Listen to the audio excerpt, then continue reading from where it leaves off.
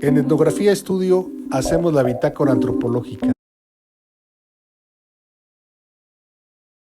Pero realmente es una lectura que se corre así como rápido, o sea, sin mucha bronca, con muy buena pluma, pero eso no quiere decir que no sea un trabajo detallado, bien hecho, o sea, a partir de una metodología, y bueno, que ahí se ve tu oficio de muchísimos años en este libro, o sea, no es, ahí está tus trabajos de años se ven reflejados aquí, ¿no? Entonces, bueno, eso era, quería.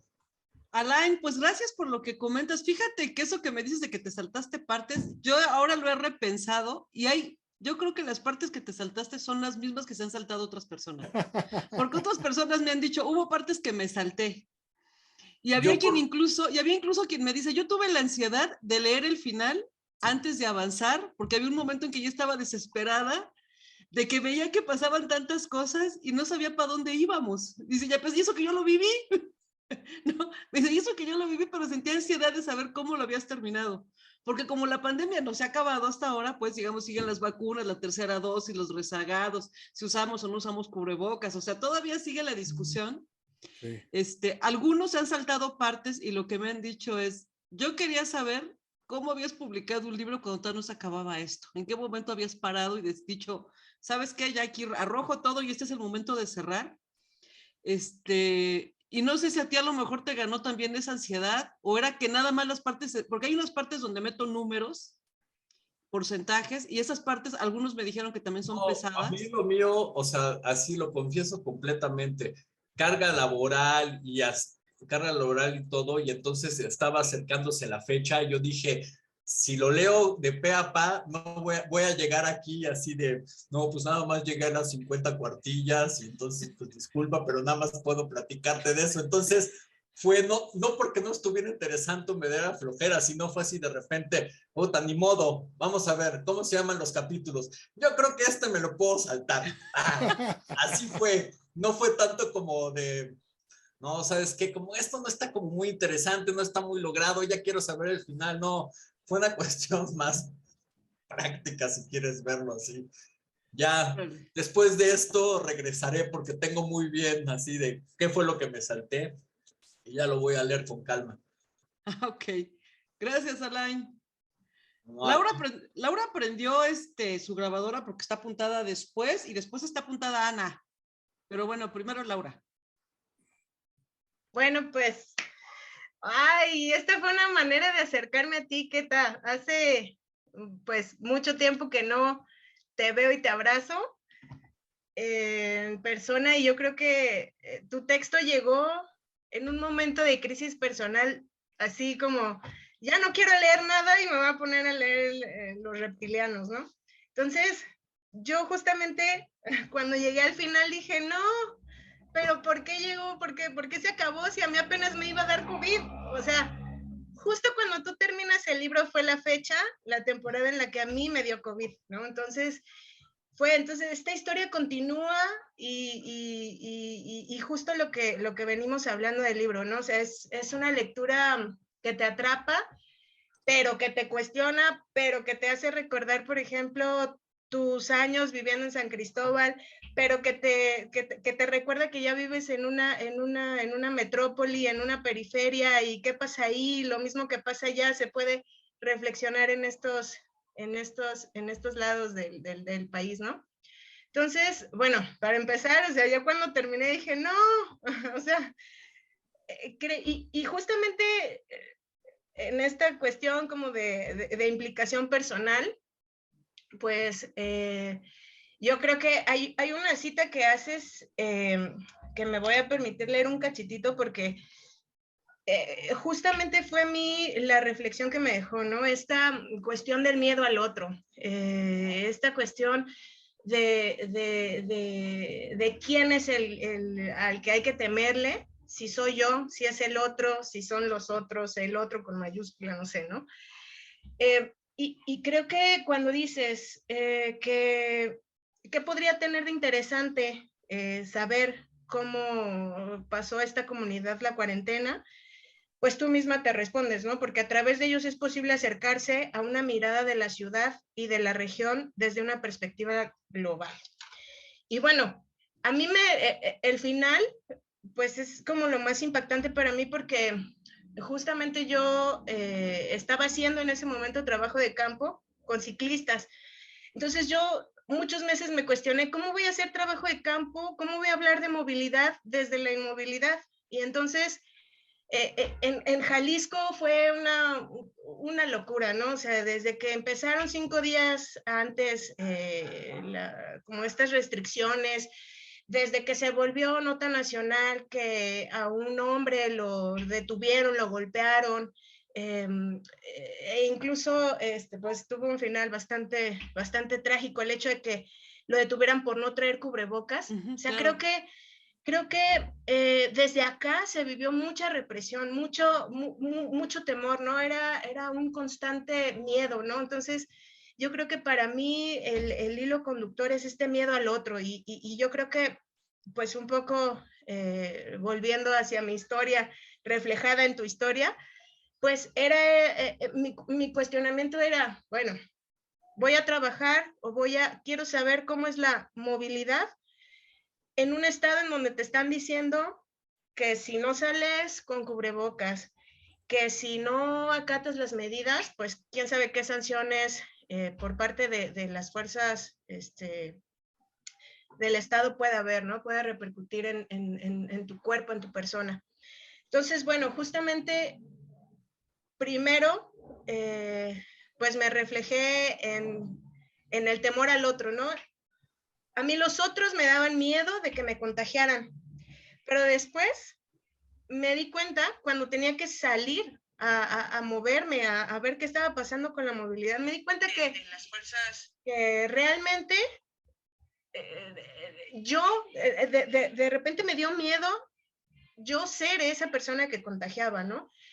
Y cuando empecé a platicar con los ciclistas en las periferias de Guadalajara, pues me di cuenta que las periferias, la segregación de las que hablaba Saída al principio, pues están bien cabronas, ¿no? O sea, en la periferia, en el ámbito de los comerciantes ambulantes, que es como lo más cercano a mi historia, pues familiar, personal, era una realidad completamente distinta. O sea, estos discursos de que sí, pues es que hay personas que no pueden, que tienen que salir a trabajar y que se veía lejano en algún momento cuando otros lo decían, era mi realidad, ¿no? Entonces creo que justamente este texto como que engancha todas esas realidades, ¿no? Las enganchó para mí.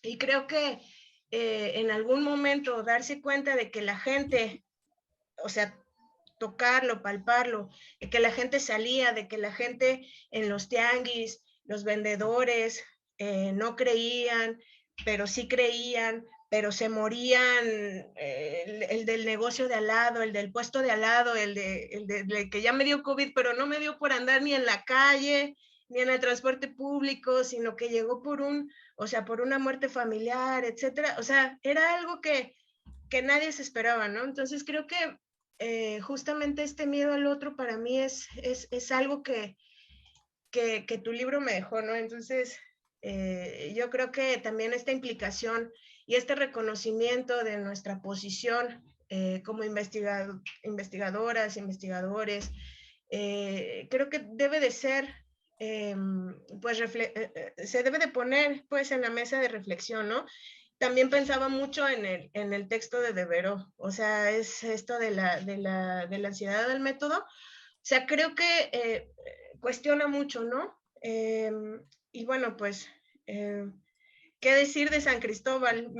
Pensaba, bueno, ¿y qué pasaba, por ejemplo, con toda la gente, digamos, que está en los empleos comunes? Porque pues yo conocí también esa parte, ¿no? O sea, cuando yo viví en San Cristóbal, pues fue otro San Cristóbal diferente al que tú relatas, a pesar de que estábamos muy cercanos en aquel entonces, o sea, todos los cambios, las transformaciones. Entonces, yo creo que este texto, a mí,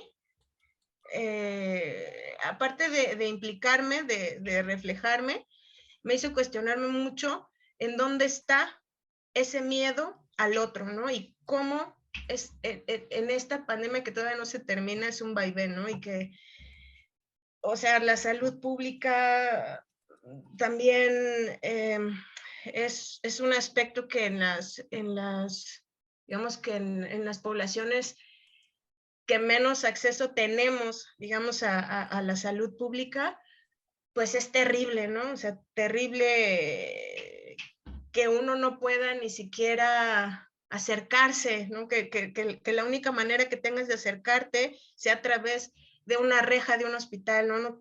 No puedes ingresar, no puedes pasar, no recibes informes, ¿no? Entonces creo que esta cuestión de miedo, de esta posición del otro, es algo que me deja mucho reflexionando. Y pues nada, ¿no? O sea, creo que sí, no me esperaba que este texto fuera como tan sencillo, como que la gente que conocía me dejara como entrar un cachito más para conocerla, ¿no? Un cachito de su vida, de su historia. Y yo creo que lo que sí me quedaste de ver, Keta, fue la maternidad, porque, o sea, para mí tú eres el primer referente de la maternidad que me dijo que ser mamá es una chinga, y yo creo que en pandemia es peor. O sea, yo creo que ser mamá,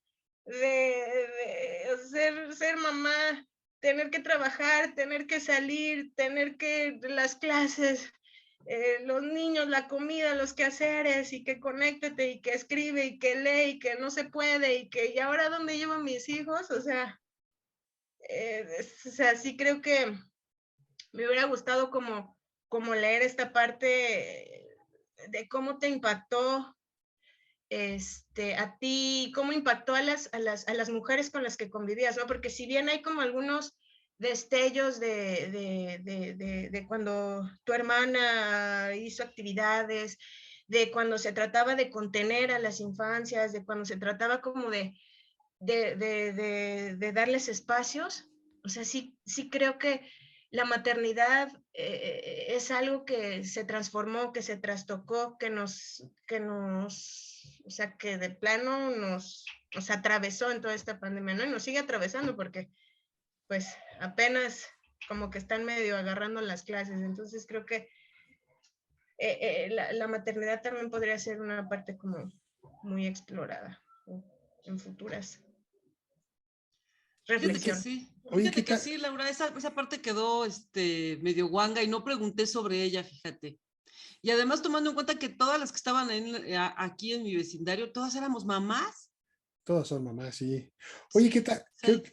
Creo que sí falta efectivamente esto que dice Laura y que Diego insistía mucho, y que bueno, yo también lo retomo porque yo lo insistía, esta parte siniestra del espejo. Creo que la lectura es bastante, tu lectura es bastante positiva, pues creo que habría que revisarlo de una manera más siniestra, digamos, más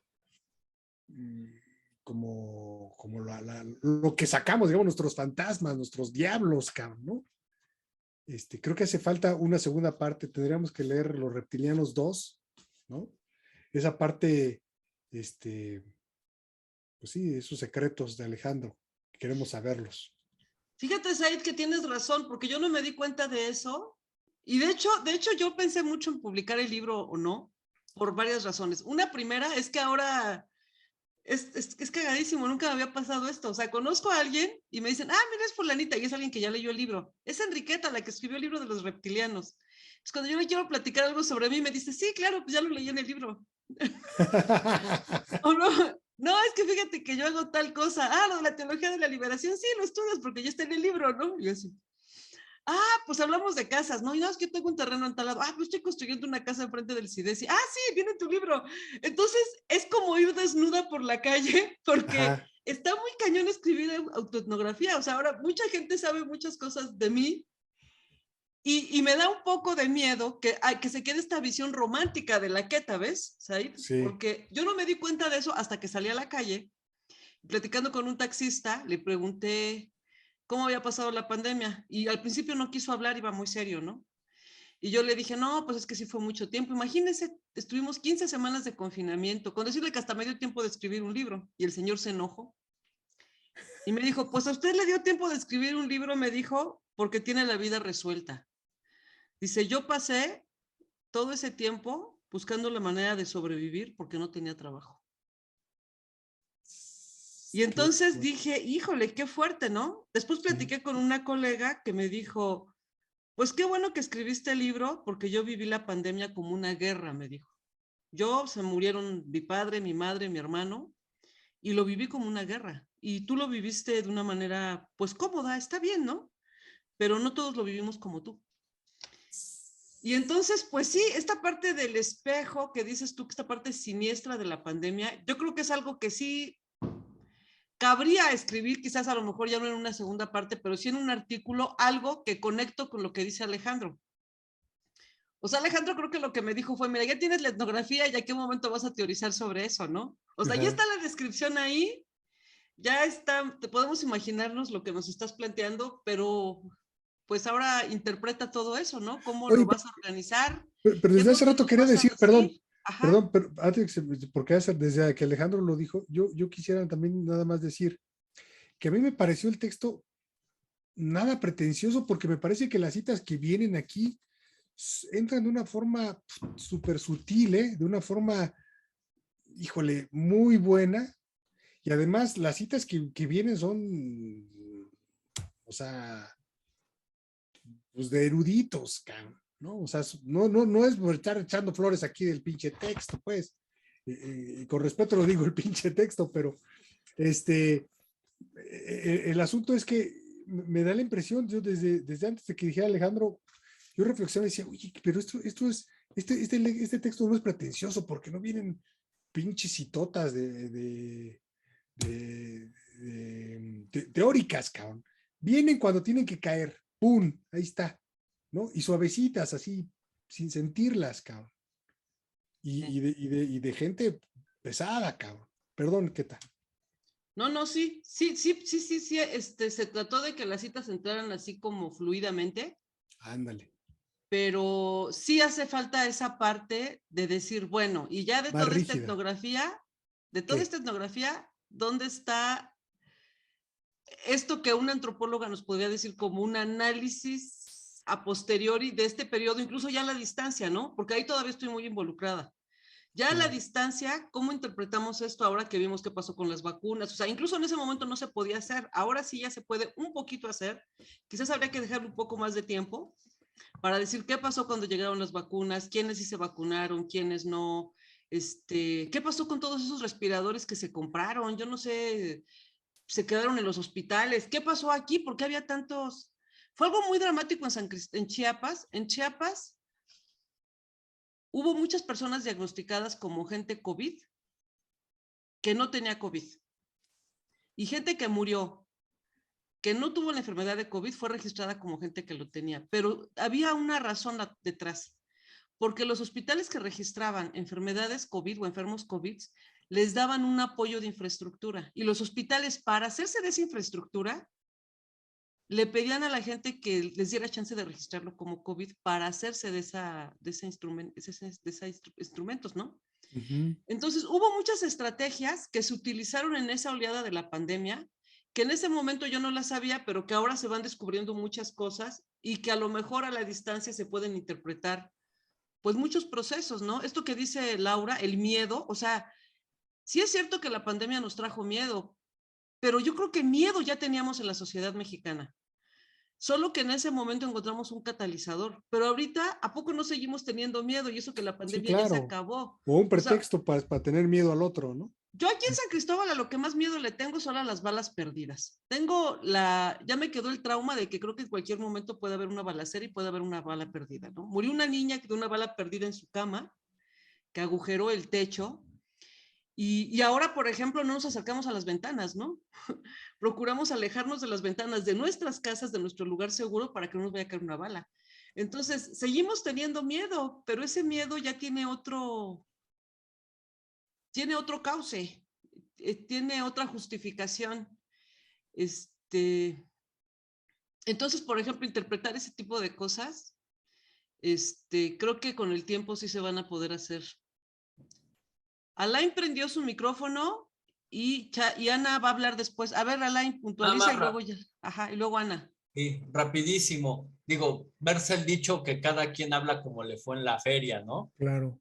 Y bueno, y a ti te tocó vivir esa pandemia y estar en esa pandemia, en esa vecindad fraccionamiento, ¿no? Y creo que ese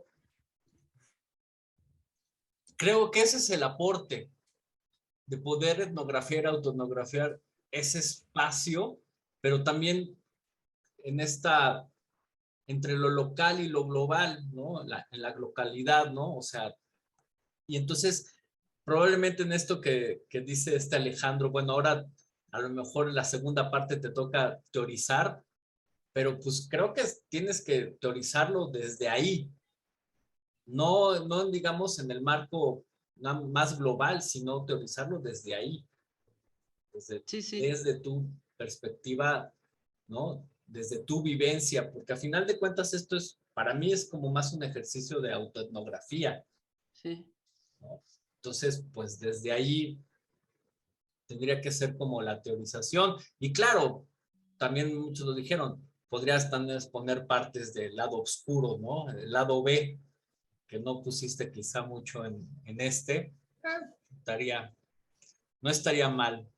No así como en el lado morboso, pero también todas estas, pues sí, estas vivencias que seguramente has vivido súper intensas con tus vecinos, pues puede dar como más elementos también de la situación que vivieron, o sea, todos esos matices, pues sí, que seguramente me imagino que se han de haber vivido súper intensos y que quizás sí no estén en el libro, porque pues un poquito conociendo a la banda ahí de San Cristóbal y todos estos, el turista y los migrantes por estilo de vida, sí son bien intensos, Sí. algunos, ¿no? Súper intensos, entonces, pues a lo mejor también ahí podrías un poco desarrollar esa parte. Sí, esa parte podría ser también. Sí, no alejarme tanto que se convierta en otro texto, como si fuera algo separado, sino tendría que ser como una continuidad, centrada en los mismos observables, pero ya pasado por un proceso de reflexión, ¿no? De dialogar con esos datos, de esos mismos datos. Sí. Sí, efectivamente. Ana, te toca hablar. Bueno, Ana es mi hermana y aparece en el libro porque es mi hermana la de Cancún, primera persona que yo me enteré que se había enfermado realmente de COVID. Ana, adelante. Hola, buenas noches. ¿Me escuchan? Buenas noches. Ya como me presentó Enriqueta, es mi hermana, así que tengo antigüedad de conocerla, 40 y tantos años ya. Pues este libro me pareció muy bueno. La verdad es que yo no sé nada de etnografía, ni de antropología, ni nada de lo que ustedes saben. Y creo que es un libro que puede leerlo cualquier persona, independientemente de que sea para estudio o no estudio. Se los comenté a unos amigos del libro y 2 de ellos ya lo leyeron igual, que tampoco saben qué es etnografía, que son ingenieros, otros otra cosa. E igual les pareció muy interesante el libro. Yo creo que el libro, alguna vez, hace muchos años, yo escribí un diario.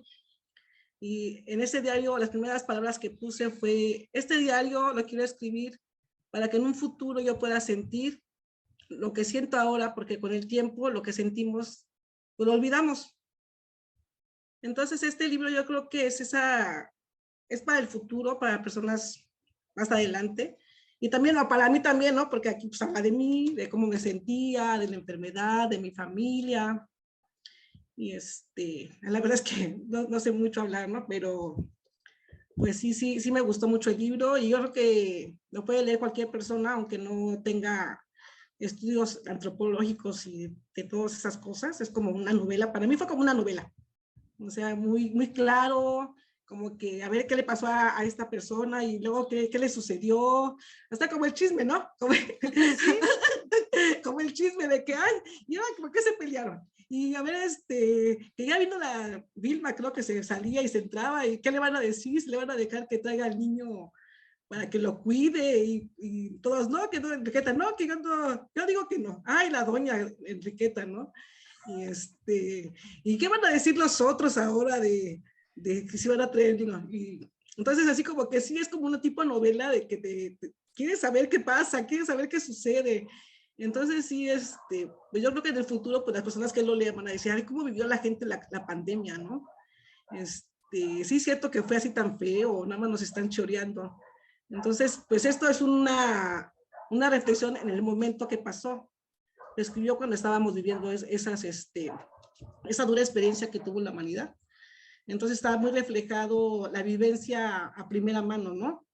No es el pasado ni es el futuro, es el presente que está reflejando Enriqueta de lo que vivió en su momento o en su vecindario. Creo que más bien era vecindario, ni vecindad, ni fraccionamiento. Vecindario, no hubiera quedado mejor. Y pues es lo que yo puedo aportar, ¿no? Me gustó, te felicito, Enriqueta. Aunque aquí no me gustó que pusiste que yo no, que parecía que parecía que yo no tomaba, como que yo no estaba preocupada por mi enfermedad. Eso pusiste en el libro. Sí estaba preocupada por la enfermedad cuando me enfermé, pero no quería expresarlo tanto porque mi esposo sí se puso muy mal, ¿no? Entré en una depresión muy fuerte. Entonces, pues yo no quería pues echarle como que más, porque como él me contagió a mí, contagió a mi hijo, pues como que se sentía culpable de esa situación. Entonces, pues yo no quería pues echarle más peso sobre esa preocupación, ¿no? Porque también pues se decía, o no sé si sea cierto, por eso que pues todos creíamos diferentes cosas, que cuando te deprime pues se te bajan las defensas y que no sé qué. Entonces, pues yo no quería pues hacerla sentir más mal de lo que ya se sentía por habernos contagiado por el COVID. Y además de que fue en los primeros días que empezó el COVID, nos dio antes, creo que como días después de que se empezó la cuarentena. Entonces todavía había muchos mitos, que la gente pensaba que te daba COVID, te morías, ¿no? Y teníamos miedo de platicar a los vecinos, porque no sabíamos cómo iban a reaccionar. Y pues sí me gustó el libro y que es un libro de estudios, es una literatura muy, ya me gusta leer mucho literatura y cuentos, novelas y todas esas cosas. Y pues para mí es como eso, ¿no? Como una novela, como un cuento, como ¿qué pasó? ¿Qué pasó en esos tiempos de cuarentena en San Cristóbal de las Casas en un vecindario de Real de Mexicanos? Es todo lo que puedo compartir. Gracias, Ana. Pues confirmas lo que me está diciendo Said, fíjate, justamente, yo vi que Said hizo su cara de que se quería reír como diciendo, ya ves qué tal, te hizo falta preguntar lo que la gente pensaba, porque yo pensaba que no estaba tan preocupada. Yo pensaba de verdad que no estaba tan preocupada, porque incluso cuando me hablaba, nunca la oí llorar. Sí, estamos viendo lo del COVID y ¿sabes a qué teléfono llamar? No, pues a tal, yo creo que podrías ver tal cosa, pero me lo decía con una tal normalidad. No sé, como cuando me dice voy a jugar básquetbol, entonces no te pregunté de verdad, y a lo mejor muchas cositas así que Said me decía, ¿no? Quedaba por supuesto que no pasaban esas cosas, a lo mejor estaban pasando otras, ¿verdad? Entonces, pues sí. Oye, yo quería preguntar, aprovechando que hablaste, Ana, y también para preguntarle a Alejandro, ¿qué se siente aparecer de repente en una etnografía con nombre y todo y que dice una cara y ni siquiera me imaginaba que fuera a salir aquí? Y ahora ya sin autorización alguna, porque son los únicos que están aquí, que aparecen ahí. Bueno, también ahí está Adriela de seguro al lado. Ok. Bueno, si quieres primero tú, Alejandro, y luego ya Ana.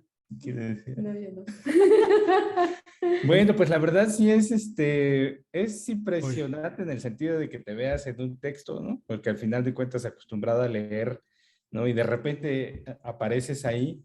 Me sorprendió, pero una sorpresa grata, ¿no? Sin ninguna, o sea, yo lo leí. Además aparecemos un cachitito, ¿no? Un cachitito y solo con una visita. Nosotros fuimos los que visitamos la primera visita que cuenta Queta en el texto, ¿no? La primera visita que tuve fue Los teológicos. nuestra, exactamente, en los teológicos. Y das ahí algunas notas, ¿no? De lo que comentamos y lo que, pues, dijimos ahí, ¿no? Pero no, la verdad es que muy bien, ¿no? No hay ningún reclamo aquí como Ana, que sí dice, ¿sabes qué, Ana? Perdón, ¿qué tal? No dijiste o por qué dijiste tal cuestión, ¿no?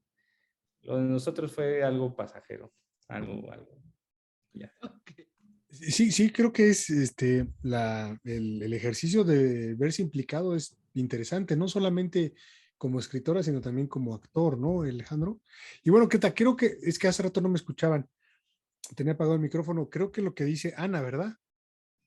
El texto pasa la prueba, es un supertexto porque, digamos, genera algo en Ana, pues, ¿no? Estas descripciones que hace Ana o estos comentarios que hace Ana sobre los sentimientos me parece que la mueve, pues, y no solamente porque sea tu hermana y esté también implicada en el texto. Creo que el texto pasa la prueba de fuego por los comentarios de Ana, pues, no digo más, ¿no? Creo que por ahí va el asunto. A mí me llamó mucho la atención lo que dice Ana con respecto a que te mueve, cabrón, es lo que digo con el sentimiento. Te mueve del lugar, ¿no? Te lleva a otro lado. Y esto que hemos venido diciendo, la particularidad se convierte en una generalidad y está en el texto muy claro, pues, ¿no? Ustedes allá en San Cristóbal, nosotros en el mundo caótico de la Ciudad de México, y de todos modos nos vemos ahí, nos encontramos ahí, ¿no? Sí. Y no hubo nadie que quedara exento de la experiencia, ¿no? O sea, al menos un puntito de la experiencia puede decir, pues yo vi aquí esto, lo viví así o lo vi de otra manera. Claro. Pero Y es que además, realmente es un fenómeno impresionante, un fenómeno el que todo, o sea, no hay persona ahorita que tenga 10 viviente años que de no, vida que no diga, no me di cuenta qué pasó, ¿no? claro. No, y además compartíamos cosas. Yo por ejemplo, cuando decían del dinero, dije, ¿cómo voy a comer tortillas, cabrón? Pues voy a hacer mis tortillas. Entonces me compré, no sé cómo se llama esta madre. La prensa de La tortillera. prensa para hacer tortillas, cabrón. Yo no voy a la pinche tortillería. Compré mi harina y me hacía mis tortillas, ¿no? Aprendí a hacer tortillas y hacía sopes y cuanta cosa, pues, ¿no? Porque ya, claro, ya estaba polveada, ¿no? Ya voy a la tortillería. Pero en el momento más denso de la pandemia, hacía tortillas y se lo comenté a Paya y Alejandro también la compró, cabrón. Entonces hacíamos, nos platicamos, ¿no? Los que no conocen a Alejandro es un maestro, fue asesor de Queta, si mal no recuerdo, Sí. y también fue mi asesor, ¿no? Y en la licenciatura. Y entonces, pues pues platicamos sobre Alejandro y yo, sobre cómo hacer tortillas, cabrón. Dejábamos los textos para platicar si nos salían bien o no las tortillas.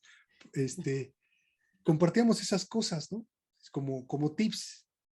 Sí, es algo muy curioso porque es un tema del que puedes hablar con cualquier persona. Es un tema, o sea, esa es la maravilla de esta coyuntura, que aunque fue muy caótica, es un tema con el que puedes hablar con cualquier persona de cualquier sector, de cualquier credo, de cualquier país que lo vivió, ¿no? Ya tenemos un pretexto para hablar con quien se deje. Así es, creo que Maricela está alzando la mano insistentemente. Sí, hace rato la tenía abierta, la levantada también Gaby, pero bueno, Pues digo, Gaby. Marisela mejor primero, porque creo que ya había llegado desde hace rato. Mari, adelante. Hola maestra, buenas noches. Espero y me recuerde. Claro que sí, de Psicotécnica 1 y 2. Pero no Desarrollo de tenemos. la comunidad. Y desarrollo de la comunidad. Sí, de Sí, pedagogía. exacto. Sí, bueno, pues para mí fue un gusto leerla, la verdad.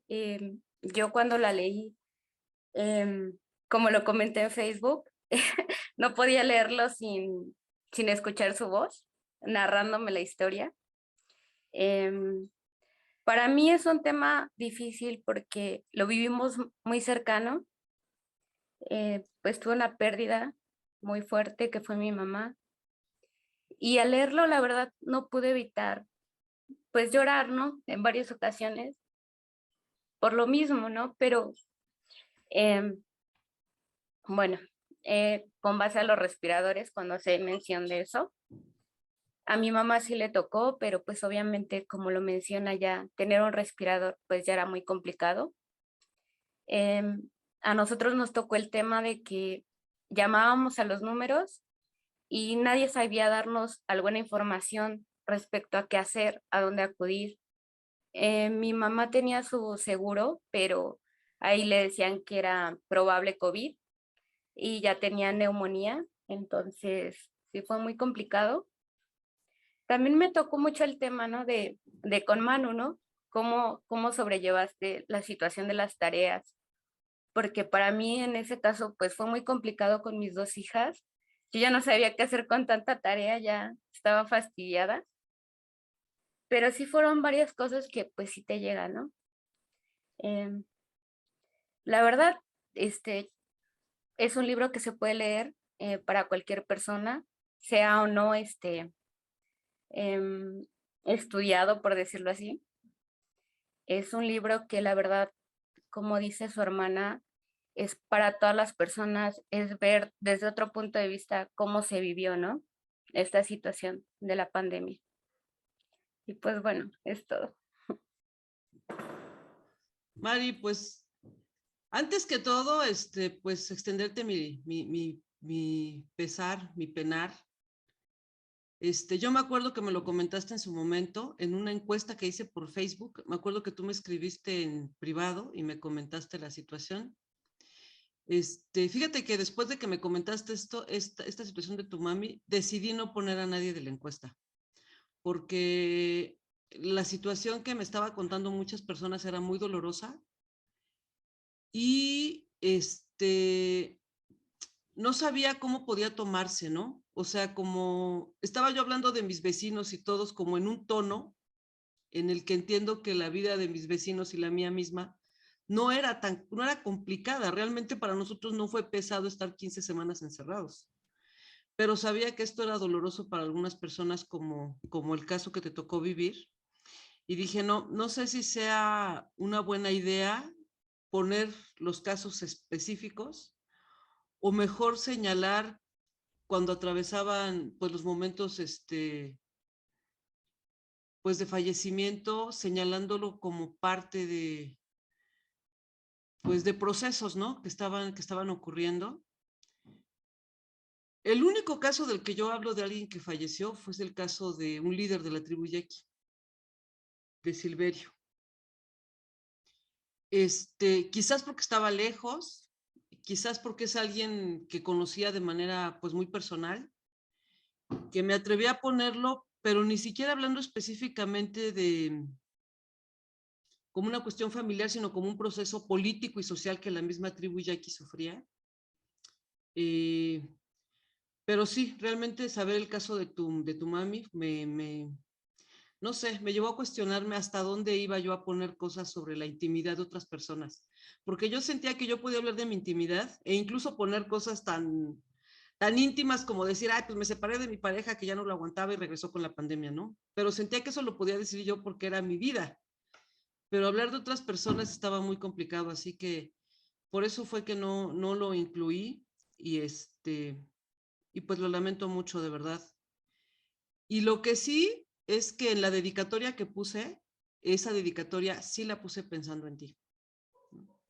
Porque Ay, dije, muchas gracias. yo sé que como Marisela, hay personas que no vienen en el libro, pero que sé que cuando lo lean van a saber que esto es una memoria también pues de esta pena, ¿no? Que atravesó este proceso tan grande. Pues te doy un abrazo muy grande, Marisela, y gracias por conectarte. Gracias a usted, maestra. La verdad me encantó. Gracias. Oye, ¿qué tal? Y bueno, también aprovecho para abrazar ahí a Marisela. Qué fuerte, pues, este rollo de cuestionar nuestra disciplina, pues, ¿no? O sea, yo te decía hace rato, qué fácil es hablar cuando estamos muy alejados, pues, del objeto. Incluso lo llamamos objeto, ¿no? Y cuando está muy cerca, verlos implicados resulta bastante complejo, ¿no? Y yo diría que el texto también nos hace cuestionar, pues, estas implicaciones y pues nuestra propia disciplina, pues, ¿no? Como decía pues Alejandro, efectivamente, estaba yo citando pues o llevando este texto de Queta a Malinowski, pero estamos en otra época, pues habría que replantear el propio trabajo etnográfico, ¿no? Ujú, sí, claro. Sí, sí. Sí, justamente ahí lo que estaba comentando, digo, más allá de teorizar para salirse fuera de los datos y que informen los datos, no, por ese lado creo que no es el punto, sino teorizar la práctica etnográfica que se hizo. O sea, Queta hizo una etnografía muy particular que al teorizar esa práctica que ya está hecha, creo que potencializaría justamente estos aspectos que para Malinowski no se los preguntó porque para él fue bastante, Claro, por su época y por sus sí, sí, sí. condiciones, digo, bueno, pues la distancia, ¿no? Pero en este caso no.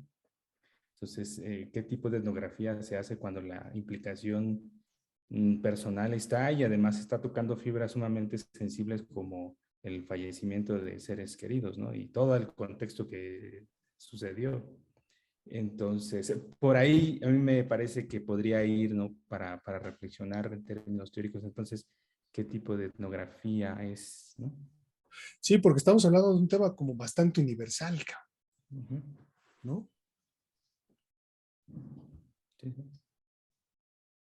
Y creo que también lo que comentaban hace rato con Alain, pues creo que con Alain, creo que más bien hay que repensarla, dejarla en pausa, Queta, ¿no? Dejarla descansar, no solamente esto, sino los datos y trabajarla ya con más, pues sí, pues con tiempo, ¿no?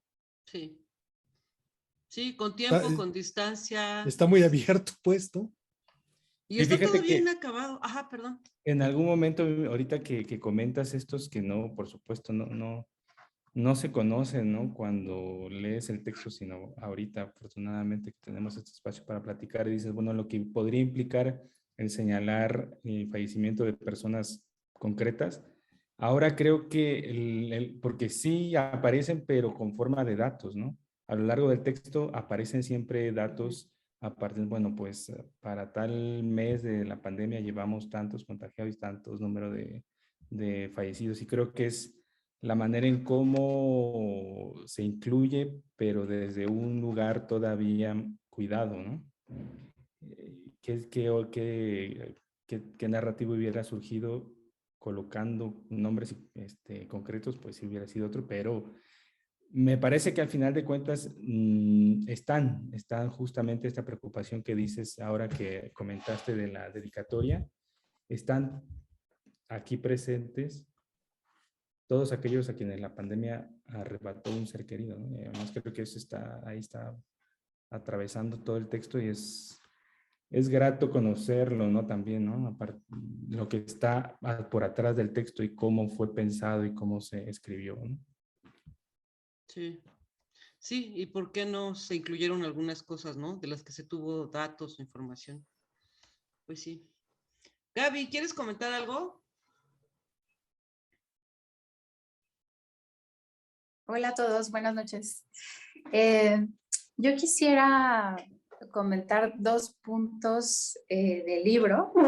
Y bueno, el primero es pues de lo que han estado hablando sobre la autoetnografía, que bueno, en la tradición antropológica estamos entrenados, muy entrenados para describir a los otros.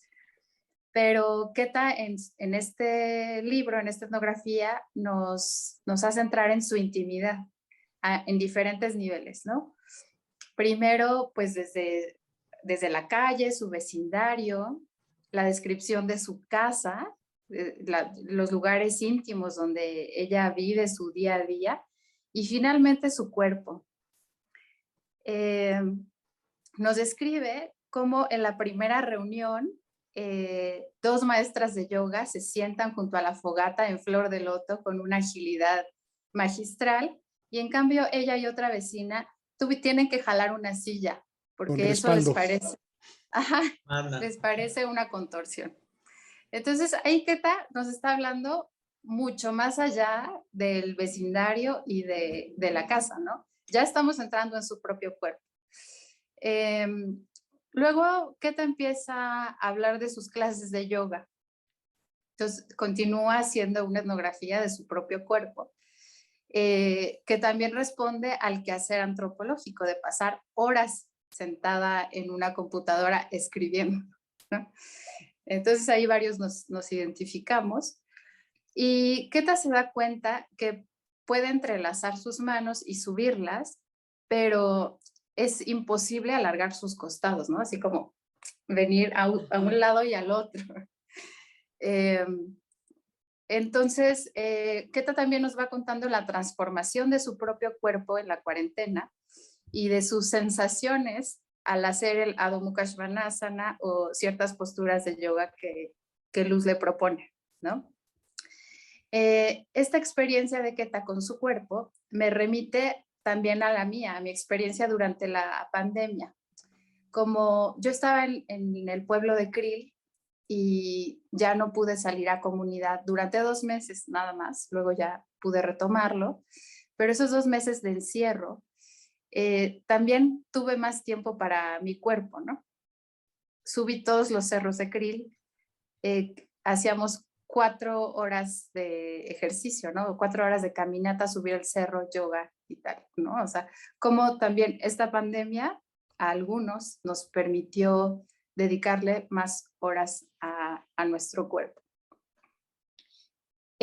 Por otro lado, también quisiera comentar cuando en la etnografía se están poniendo de acuerdo en qué protocolos van a seguir pues, en el vecindario, ¿no? En la comunidad. Yo estaba viviendo con 2 personas de Guadalajara y una de Oaxaca. Y una de Guadalajara, los 2 de Guadalajara, de hecho, estaban muy atemorizados por el virus, así como Vilma, ¿no? O como algunos del vecindario. Y pues empezamos a desinfectar las chapas. A Krill tardó todavía 6 meses en llegar el virus, pero nosotros ya estábamos desinfectando las chapas, poniendo desinfectante para los zapatos. Realmente no veíamos a nadie, pues nos íbamos a caminar al cerro nada más. Pero había esta como paranoia, este miedo, esta obsesión por estar limpiando todo. Y bueno, una de las chicas tenía muchísimo miedo de contagiarse, pero paradójicamente, como buena tapatía de doble moral, era la que más tenía miedo, pero era la que más salía a los fines de semana a tomar con sus amigos y con gente que venía de Chihuahua, etcétera. Y bueno, todo el tiempo hablaba con un miedo y así como en la novela, creo que tú le dijiste, Keta, bueno, más bien vamos a planear qué vamos a hacer cuando nos enfermemos, porque en una pandemia se trata de que todos nos vamos a enfermar, de eso se tratan las pandemias. Justamente le dije lo mismo, ¿no? Le dije, bueno, tienes mucho miedo y todo, pero algún día nos va a tocar enfermarnos. Y me dio muchísima risa su respuesta, que fue, bueno, está bien, nos vamos a enfermar tal vez, pero que no se enteren mis papás. Me dio muchísima risa. Y bueno, por ahora solo quisiera comentar esos 2 aspectos, lo del cuerpo y esta organización al interior. Órale. Fíjate que la parte del cuerpo la pensé borrar varias veces, porque dije, a lo mejor es demasiado íntimo y a quién le importa el cuerpo de la Keta. Dije, ¿a quién le importará? Pero después pensé que si no se hablaba de esa parte estática de los académicos, que casi todos tenemos, ¿no? Estamos mucho tiempo escribiendo, no se podían ver los cambios provechosos que nos dio al principio la pandemia. Al principio el confinamiento fue muy amable con nosotros. Nos dio un respiro que nos hacía falta y que nos hizo detenernos a pensar si queríamos estar ahí o ya no, que se podía vivir de otra forma. La verdad es que también fue una manera distinta de ver el mundo que nos movió. Yo creo que todos cambiamos algo. Sai dice que dejó de fumar. Yo también dejé de fumar en la pandemia. Ya no he vuelto a fumar. Y eso, pues la verdad, sí fue una modificación significativa en mi vida y yo creo que mucha gente hizo muchos cambios significativos igual Sí, de manera voluntaria. interactuamos de otra forma, pues decía yo hace rato, pues, ¿no? ¿Sí me escuchan?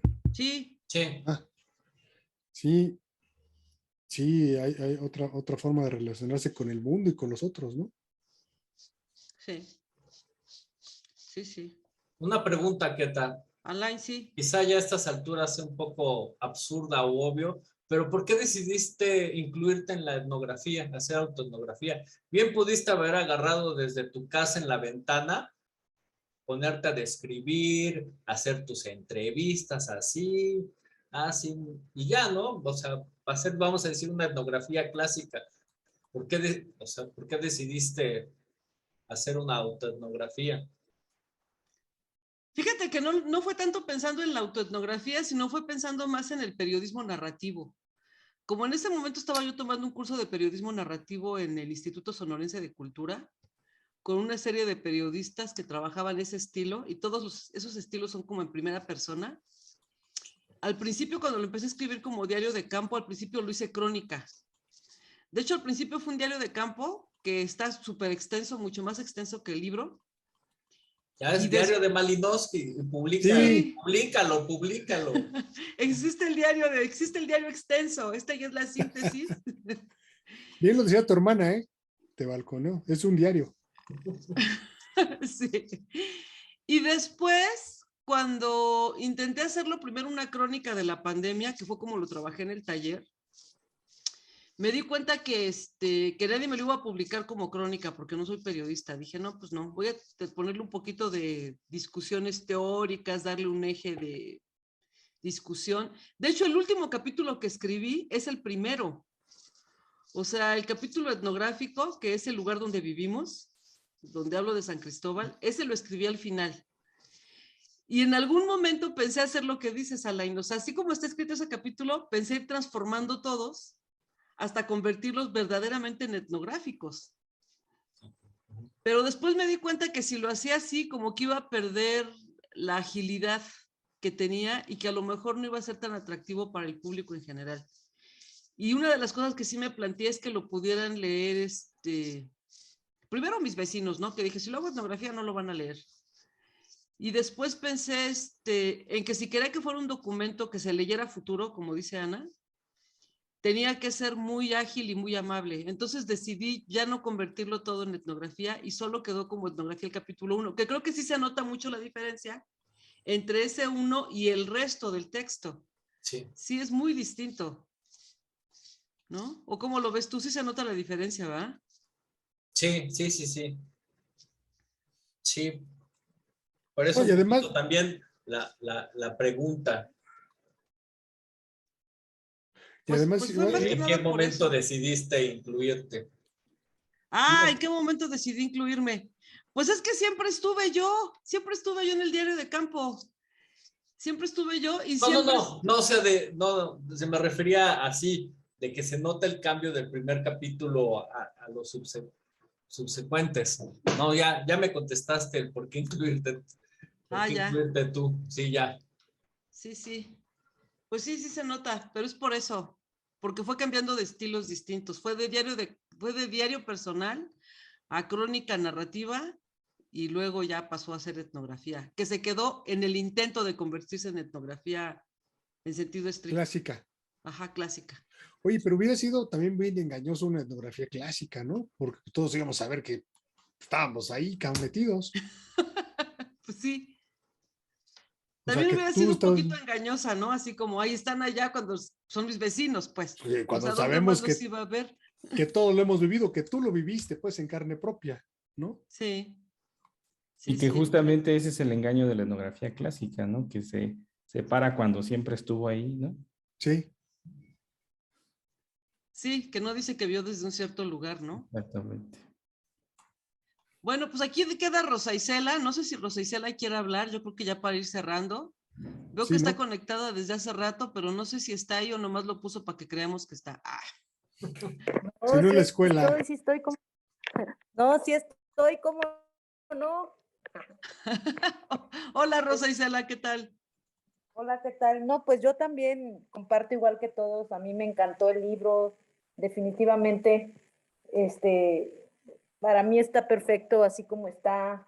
De hecho, ahorita que mencionabas que el primer capítulo se veía más etnográfico que el resto yo pienso lo contrario. A mí se me hicieron más etnográficos los otros y más bien como una diferencia entre etnografía clásica y una etnografía más contemporánea, ¿no? Entonces, a mí me gusta más el estilo el más íntimo, pues, ¿no? Y el otro que habla más de la comunidad de San Cristóbal también me gusta porque te enteras, ¿no? Obviamente, como en una etnografía más clásica, te enteras de, pues, dónde está situado el contexto ahí, el contexto social, ecológico, todo cultural, en donde está situada el vecindario, ¿no? Como dice tu hermana. Y yo lo disfruté mucho, o sea, me encantó, y creo que me gusta que no tenga tantas referencias teóricas, pues que no haya tanta discusión teórica, porque creo que precisamente también yo te comentaba que lo veía como una novela, y yo siento que hay libros que son muy sabios en sí, ¿no? La historia es muy sabia, que no necesitan teoría. Es como, por ejemplo, que son en sí teorías, ¿no? Por ejemplo, el libro estaba pensando en el ensayo sobre la ceguera de Saramago. O sea, Saramago no cita a ningún neurólogo, ni ningún psicólogo, ni para hablar sobre la ceguera. Sin embargo, su novela es casi como una etnografía sobre la vida de los ciegos, ¿no? Obviamente con mucha ficción, porque es una novela. Entonces, yo creo que, y más los latinos estamos acostumbrados a citar a todos los europeos, ¿no? Para pensar que entonces lo que nosotros decimos tiene un respaldo. Y yo creo que a veces no se necesita. Bueno, yo lo veo a nivel estético, a nivel narrativo, a nivel literario y a nivel también del valor histórico que tiene, como comentó en la presentación del libro una de las presentadoras, ¿no? Que el papel del libro también como crónica y como parte del registro que va a quedar ahí para la posteridad de cómo se vivió este periodo de la historia. Entonces, pues para mí está perfecto. Obviamente, pues si vas a hacer la segunda parte, pues seguramente tú ya tomarás en cuenta cosas que a lo mejor te gustaría tratar, pero pues a mí, te lo repito, me gustó mucho, me encantó y por sí mismo la obra, incluso yo te diría, mejor es que ahora escribe una novela, no sé, sería padre también, ¿no? Hay muchos antropólogos que escriben literatura, novelas y aparte escriben sus etnografías. Por ejemplo, hace 2, 3 años nos vino a visitar Paul Stoller, que es un antropólogo norteamericano muy famoso que trabaja cuestiones de los sentidos, de los cuerpos, y él ha publicado numerosos libros de ficción, tal vez más que etnografías, y son, son buenísimos, ¿no? Entonces,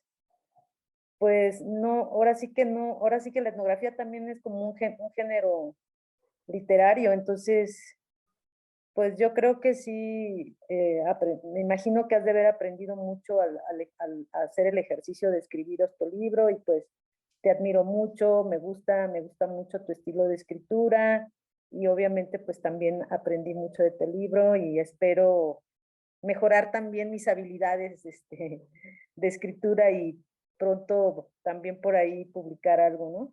Y bueno, también para hacer el comercial del blog de Registrando la Pandemia en Chihuahua, que hicimos en la escuela, ¿no? Entonces, a todos invitarlo para que lo visiten, está en WordPress, hay una serie de testimonios ahí sobre cómo hemos vivido los estudiantes, los maestros, la población en general, la pandemia, y lo interesante de estos textos es que casi todos son como autoetnográficos, precisamente, todos son como testimonios, muy testimoniales.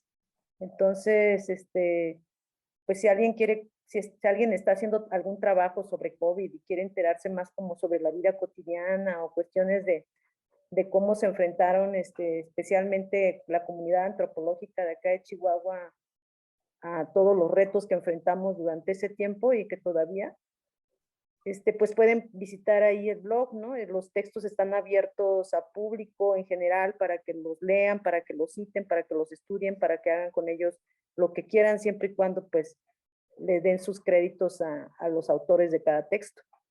Órale. Y pues nada, Keta, felicitarte una vez más y pues a todos, muchas gracias también sus comentarios, todos los escuché muy atentas, todos muy interesantes. Gracias, Rosa Isela. Pues Gracias, déjanos Rosa. en el chat el enlace. Sí, ok. Hay un comentario de Pilar Quiapa que dice, yo me apunté, conecté solamente para decir que es uno de los textos más inspiradores que he leído desde hace tiempo, tanto que organicé mi propio PIF, proyecto de investigación formativa para la idea de hacer una serie de autoetnografías. Lo leí en una sentada con la ayuda de mi joven hijo que me surtió de alimento y bebida durante el proceso. Me tengo que ir porque comparto computadora y me la requieren a la de ya. Les mando un abrazo. Pues muchas gracias, Pili. Oye, ¿qué tal? ¿Y qué onda ya como para cerrar? ¿Cómo viste esta, pues no presentación, digamos, este conversatorio sobre tu libro? Has tenido otras presentaciones del libro. ¿Cumplió con lo que pensabas que podía ser esta invitación a los amigos, a los colegas, de una forma más, pues lo que habías pensado, qué tal, que podía ser?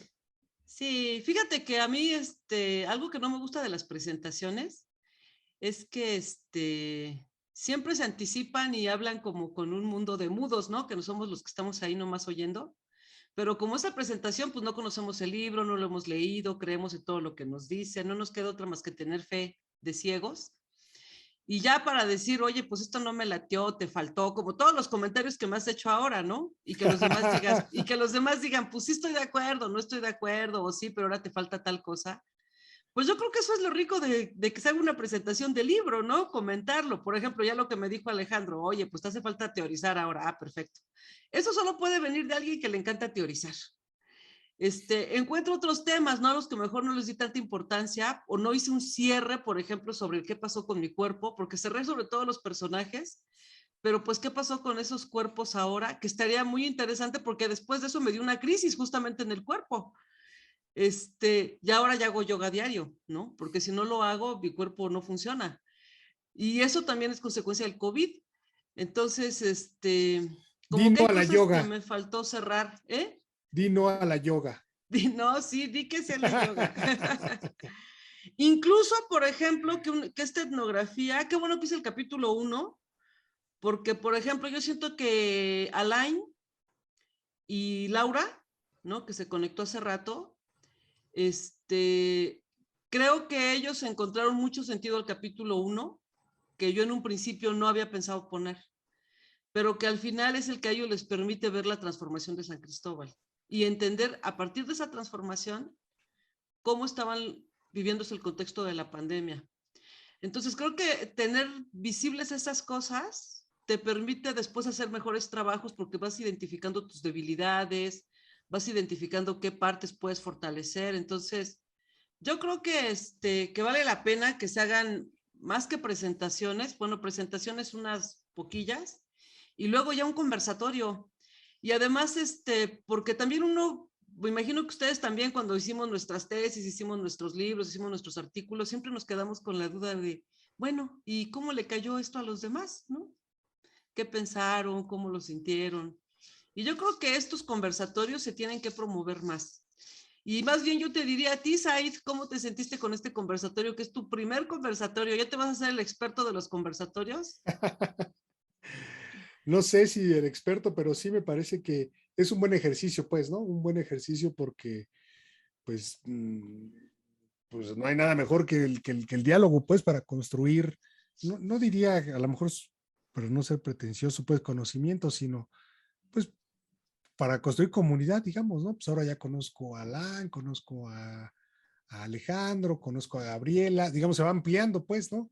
Y creo que es muy interesante y muy, muy padre, digamos, pues no solamente conocer a la Queta, sino tener ahora ya más camaradas y poder intercambiar puntos de vista. Creo que es muy enriquecedor, digamos, el ejercicio, ¿no? Nos ayudó a todos, no solamente a ti, sino creo que todos tenemos una mirada distinta después de habernos escuchado, tenemos una mirada distinta del texto. Claro. Y pues todos tienen algo que aportar a tu programa, porque con eso de que tú haces programas donde invitas de todo, invitas artistas, deportistas, antropólogos, pues aquí hay muchos antropólogos que hacen investigación. Mi hermana te puede explicar muy bien el mundo del básquetbol en Cancún, porque ella es árbitro profesional de básquetbol, te puede explicar muy bien la vida del árbitro. Podría ya hacer una etnografía sobre el mundo del básquetbol en Cancún, por ejemplo, ¿no? Que tiene sus propias dinámicas. Entonces, pues aquí hay gente para sacar de muchos temas. Claro, ¿no? Pues buena onda, ¿no? Ya vamos a comenzar a hacer nuestros episodios con Alejandro, con Alain, con Gabriela, con la propia Ana, ¿no? Si mal no recuerdo, soy malísimo para los nombres, pero sí, creo que pues, parece interesante. Oye, además, como último comentario, decir que muy buena la presentación que hizo Citlali. Quizás hizo una reflexión ahí teórica de tu texto. Sí. Y hizo explícito lo que tú tienes ahí a lo largo de los capítulos, ¿no? Entonces, creo que como muy buena presentación, o sea, literalmente sí presenta, ¿no? De una manera teórica toda la reflexión que tú hiciste a lo largo del libro, ¿no? Me pareció como muy interesante. Sí, el capítulo de Citlali es muy bueno. Incluso originalmente la idea es que fuera ese capítulo, tuviera un título para que se leyera como capítulo aparte. Porque incluso es tan bueno que se puede dejar como un texto para pensar sobre la etnografía, sí, como para estudiantes, ¿no? Así de que, a ver, vamos a discutir tal, qué ha pasado con la etnografía y cuáles son las críticas al modo como se ha hecho etnografía actualmente, que ella habla de como dejar la exotización, ¿no? La desexotización, como una apuesta, ¿no? De verla no como el otro, sino el otro tan lejano y tan distinto, sino verlo también en su humanidad, ¿no? En sus políticas, en sus problemáticas. Y sí, me gustó mucho, de verdad, es una muy buena presentación la de Citlali. Sí. Bueno, fíjate, pues ahora le voy a echar un ojo porque como no, sí lo leí, pero no recuerdo lo que dice Alain, ¿no? Le voy a echar un ojo, me parece bueno. Que es de las cosas que saqué, digamos, de este conversatorio. Pues gracias, Keta, por pensar. Y a todos, muchas gracias. Gracias. Muchas gracias. Gracias a todos. Adiós, hermanita. Gracias, adiós besos, felicidades. Besos, tengan amigos. comunicación, que te habla con ella, pues. Sí, no, nunca me habla, siempre está muy ocupada. Péganla, por favor. Pregúntale, Keta, ¿cómo está? Estoy escribiendo y haciendo yoga. Pregúntame cómo me siento con el COVID, porque luego sí, o post-COVID. Muchas gracias. por conocerlos. Bye. Gracias, igualmente. Esta fue la Bitácora Antropológica en su episodio 23 con Enriqueta Lerma y los reptilianos y otras creencias en tiempos del COVID. Gracias. Nos estamos viendo. Adiós. Chao. En Etnografía Estudio hacemos la Bitácora Antropológica. Mi nombre es Aid Vázquez, sociólogo utópico,